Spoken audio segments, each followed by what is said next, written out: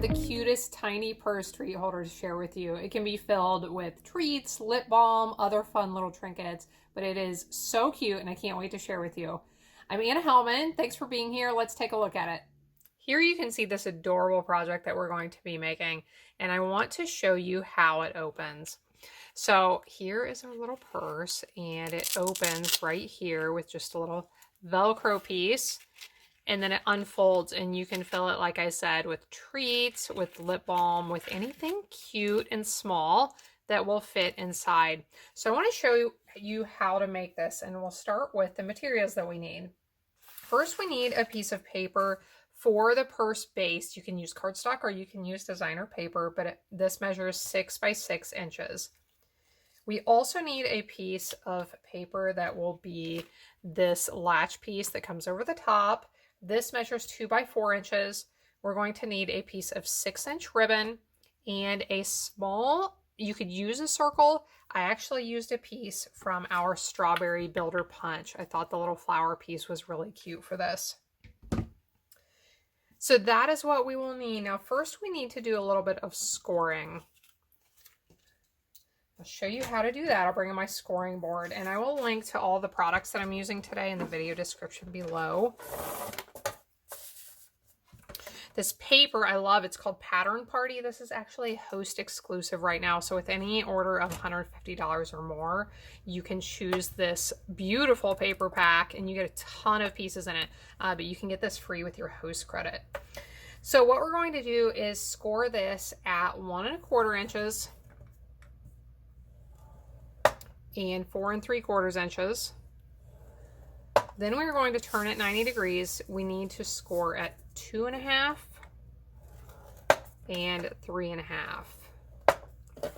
While we have the scoring board here, I also want to score the piece of 2 by 4 paper, and I have embossed this, as you can see. I'm going to score this at 1 1/2 inches. I'm going to do that a couple of times. I used our red foil paper from our red and green foil pack. It's a little bit thicker, and with that embossing, I need to score that a couple of times to make sure I can tell where that line is. Now let's go ahead and prepare the base of the purse. And what you want to do first is just to fold on those lines. So fold on all 4 of those lines. I'll fold them all up, and then I like to flip it over and fold them the reverse way as well. You can use your bone folder for this if you want to make sure they're nice creases.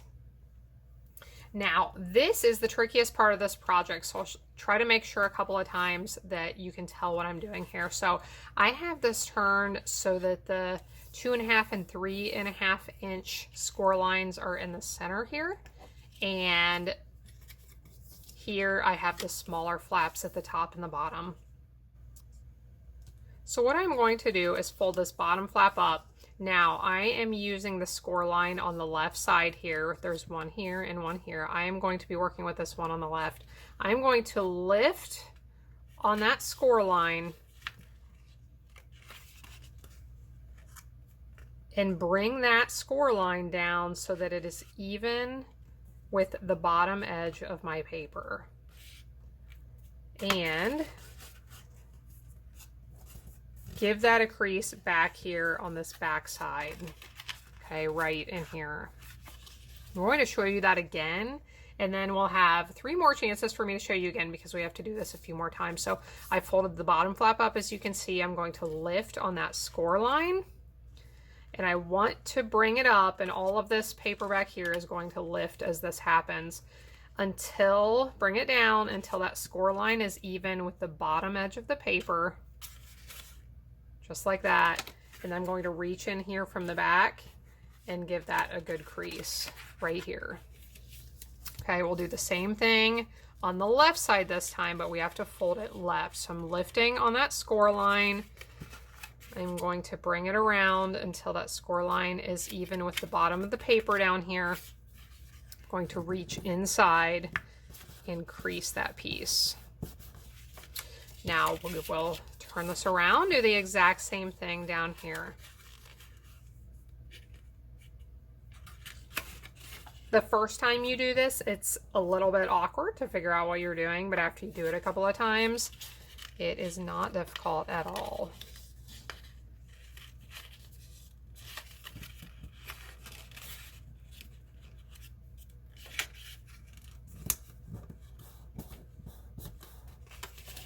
Okay, so you should have something that will look like this, okay? And this will be the inside of our purse. So now I have the large flaps at the top and the bottom. The small flaps are on the left and the right. And this is how you want to orient it to attach the ribbon as the handle. So I'll grab my ribbon here. I like to attach it using some glue dots because I don't have to wait for it to dry.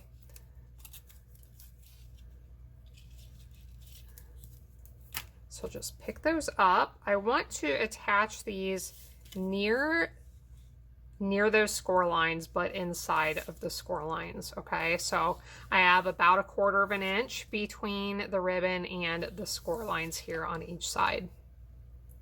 Next, what we want to do is use some adhesive to attach part of this together. Now we don't want to adhere the entire thing. So what I'm going to do is I want to put adhesive on this outer section, and I don't want to go down below the score line that is right here, going at a diagonal. So I am going to attach it. I'm going to run a piece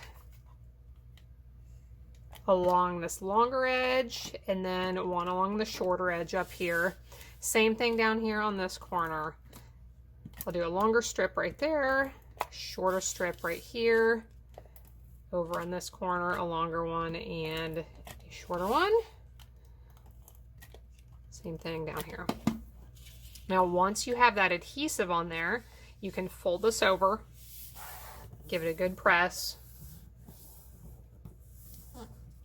and when you fold this back up and together, what you should have is the base of your purse here.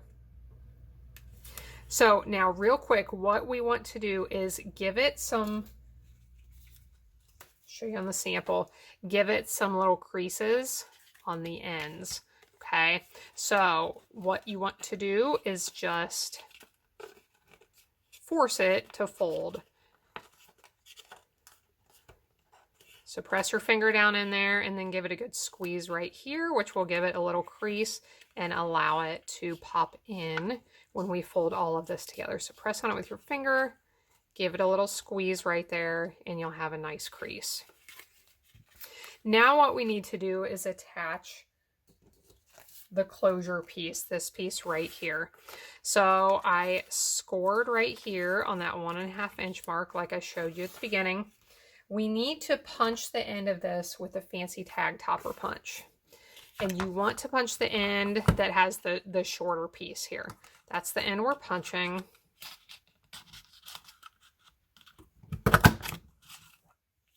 So that gives it a nice decorative end.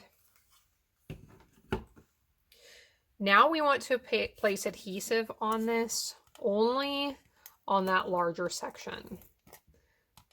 We do not want any adhesive on the flap for the front.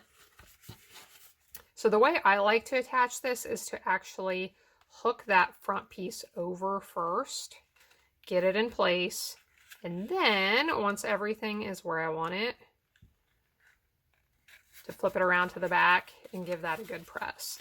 If you want to, you can open this up and give it a good press from this side as well. That may help to hold it in place a little bit better.